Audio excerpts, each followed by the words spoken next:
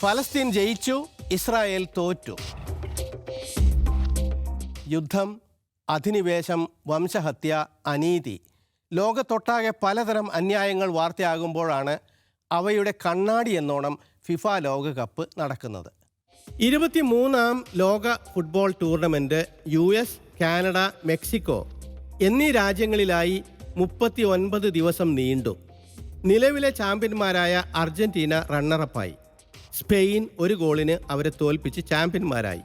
സ്പെയിനിൻ്റെ 2ാം ലോകകപ്പ്. പക്ഷേ ഇതിന് സമാന്തരമായി മറ്റൊരു പോരാട്ടം കളിക്കളത്തിനുള്ളിലും പുറത്തുമായി നടന്നു. വിവേചനത്തിനും വംശീയതക്കുമെതിരായ ചെറുത്തുനിൽപ്പ്. ഫുട്ബോൾ ലോകത്തെ ഒന്നിപ്പിക്കുന്നു എന്നതായിരുന്നു ഈ ടൂർണമെൻറ്റിൻ്റെ മുദ്രാവാക്യം. പക്ഷേ ട്രംപ് അടക്കമുള്ള നടത്തിപ്പുകാർ തന്നെ രാജ്യങ്ങളെ തമ്മിലടിപ്പിക്കുകയാണ്. റഷ്യക്ക് സൈനിക അതിക്രമത്തിൻ്റെ പേരിൽ മുൻപ് വിലക്ക് കൽപ്പിച്ച ഫിഫ അതിനേക്കാൾ അതിക്രമം കാട്ടുന്ന ഇസ്രായേലിനെ വിലക്കിയില്ല. യുദ്ധത്തിനും വംശഹത്യക്കും മുന്നിൽ നിൽക്കുന്നവർ തന്നെ കളിയുടെ സംഘാടകരുമാകുന്ന വിചിത്ര കാഴ്ച ഈ ടൂർണമെൻറ്റിലും കണ്ടു. പണ്ട് ഹിറ്റ്ലറും മുസോളിനിയും പോലെ ഇപ്പോൾ ട്രംപും. ഫുട്ബോൾ അധികാരത്തിൻ്റെ ആയുധം മാത്രം. അർജന്റീനയും സ്പെയിനും തമ്മിലുള്ള മത്സരം ഇസ്രായേലും ഫലസ്തീനും തമ്മിലുള്ളതായി കണ്ടവർ അനേകം. അർജന്റീന കളിയിലും പുറത്തും പരുക്കൻ കളി കളിച്ചതും സ്പെയിൻ മനോഹരമായ ഒത്തൊരുമ കാണിച്ചതും ഒരു കാരണമാകാം. പക്ഷെ അത് മാത്രമല്ല, അർജന്റീന കളിക്കാരും സർക്കാരും പരസ്യമായി ഇസ്രായേലിനെ പിന്തുണച്ചവരാണ്. ഫൈനലിൻ്റെ തലേന്ന് അർജന്റീനയുടെ ഇസ്രായേൽ സ്ഥാനപതി നെതന്യാഹുവിനെ കണ്ടു. നെതന്യാഹു അർജന്റീന ടീമിന് പിന്തുണ പ്രഖ്യാപിച്ചു. זרק בכל הארץ, זרק מספרד, מכרו את כל הארגנטינאים. יפה מאוד. תודה רבה. മുമ്പ് മറഡോണ ഫലസ്തീനോട് ഐക്യപ്പെട്ടിരുന്നു. ഇന്ന് മെസ്സി ഇസ്രായേലിലേക്ക് ചായുന്നു. ഫലസ്തീൻ കളിക്കാരെ കൊന്നും കളിക്കളങ്ങൾ നശിപ്പിച്ചും ഇസ്രായേൽ ഫലസ്തീൻ ഫുട്ബോളിനെ നശിപ്പിക്കുന്നു.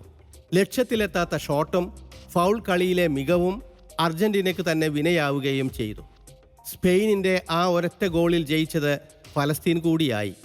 സ്പെയിൻ കളിക്കാരും സർക്കാരും പരസ്യമായി തന്നെ ഫലസ്തീൻ പക്ഷത്താണല്ലോ.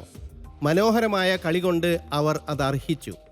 ഗസയിൽ സ്പെയിനിൻ്റെ വിജയം ആഘോഷിച്ചു. സ്പെയിൻകാരാകട്ടെ ന്യൂയോർക്കിൽ ഫ്രീ പാലസ്തീൻ വിളിച്ചു. ലാറ്റിൻ അമേരിക്കൻ നാടുകളിലെ വംശീയത ഈ ലോകകപ്പിൽ വലിയ വിഷയമായി. അർജന്റീനക്കാർ ഫ്രഞ്ച് ടീമിലെ കറുത്തവർക്കെതിരെ പാടുന്നത് കേൾക്കുക. Why are some Latin American fans at the World Cup eager to show how racist they are?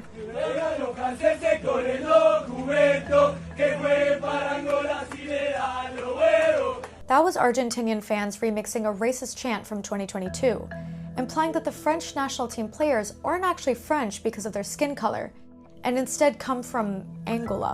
And then there was American streamer IShowSpeed being called the N-word in a stadium, again by Argentinian fans, in Miami, telling him to go home, even though his home is in the US. ഒരു വശത്ത് വംശീയതയും വിവേചനവും തുടരുമ്പോൾ മറുവശത്ത് അതിനെതിരെ ശബ്ദം ഉയരുന്നുമുണ്ട്. Egypt coach Israeli വംശഹത്യയെ പിന്തുണച്ചതിന് അർജന്റീനയെ വിമർശിച്ചു. നിങ്ങളുടെ jersey ഇട്ട കുഞ്ഞുങ്ങൾ ഗസയിൽ കൊല്ലപ്പെടുന്നത് കണ്ടില്ലേ എന്ന്. നോർവേ ഒരു കളിയിലെ വരുമാനം മുഴുവൻ ഗസക്കായി സംഭാവന ചെയ്തു. സ്പെയിനിനെ പോലെ അവരും ഇസ്രായേലിനെതിരെ പരസ്യ നിലപാടെടുത്തു. അന്താരാഷ്ട്ര ഫുട്ബോൾ മത്സരങ്ങളിൽ നിന്ന് ഇസ്രായേലിനെ വിലക്കണമെന്ന ആവശ്യമുയർത്തിയിരിക്കുന്നു അവർ. സ്പെയിനിൻ്റെ വിജയം ആ നിലക്ക് മാനവികതയുടെ പ്രതീകാത്മക വിജയം കൂടിയാണ്.